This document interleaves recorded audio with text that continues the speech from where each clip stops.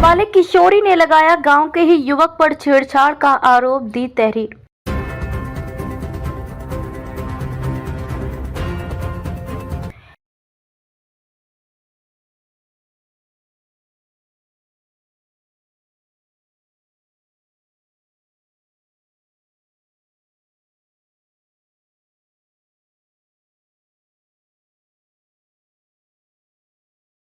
बदायूं थाना फैजगंज बेहटा क्षेत्र के गांव में रहने वाली एक नाबालिग किशोरी ने अपने ही गांव के एक युवक पर छेड़छाड़ तथा बदनीयती से दबोचने का आरोप लगाया है।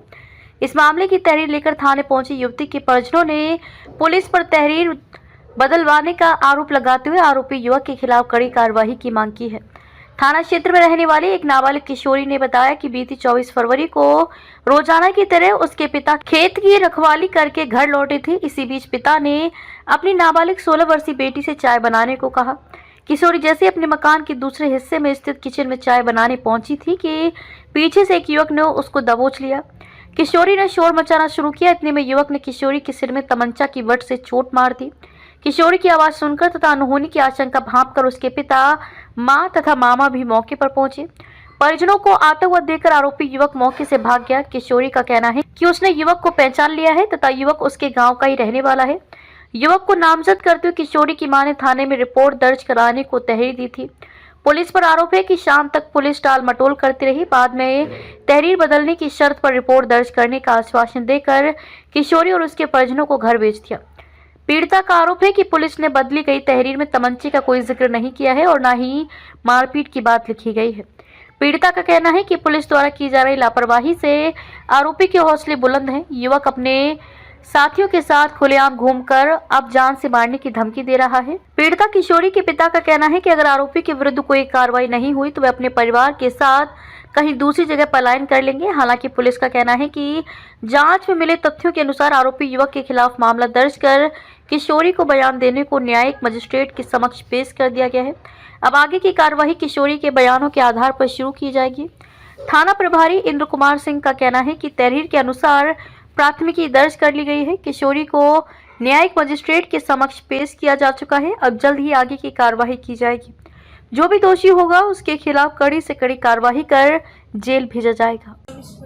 24 फरवरी की रात की बात है। मेरे पिताजी खेत पर गए थे। मेरे पिताजी ने आकर आवाज़ मारी, दल्ली चाय बना दी। मैंने चाय बनाने के लिए गई थी।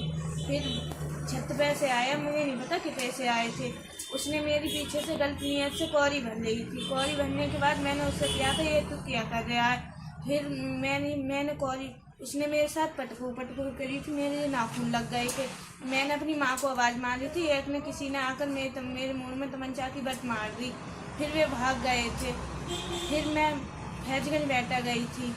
बेहटा जाने के बाद वाले की मेरी कानून कार्रवाई नहीं हुई थी। कोई रिपोर्ट दर्ज हुई नहीं हुई अभी तक? हुई थी। अच्छा, वो पुलिस कोई कार्रवाई कर रही है? पुलिस कोई कार्रवाई नहीं कर रही है। अब आप क्या चाह रही हैं? मैं उसके साथ कानून कार्रवाई चाह रही हूँ। फिर मेरे मामा को और मेरे पिताजी को रोक गई थी। फैसला भी कही थी। फैसला मेरे मामा और पिताजी ने माना नहीं था। मेरे पिताजी को और मेरे मामा को जान से मारने की कोशिश कर रहे हैं। कौन? वही लोग? हाँ, वही लोग। क्या नाम होंगे? विवेक, अंकित, एसबी। और विवेक का पापा का नाम है संजीव और अंकित के पापा का नाम संजीव भी है और उनके पापा का नाम पप्पू है। तो ये पुलिस कोई कार्रवाई नहीं कर रही है? नहीं कर रही है। जी, क्या मामला हुआ था? ये सर ये मामला हुआ था कि मैं यहाँ पर रहता हूँ 12 साल से।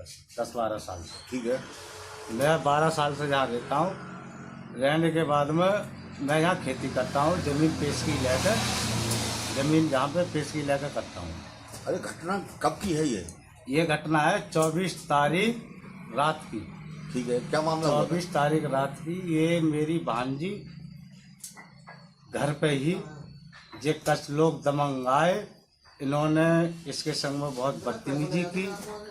बदतमीजी करने के बाद में मैंने लड़की का हिसाब किताब देखा तो लड़की के सिगरे हाथ पैर छुए हुए थे।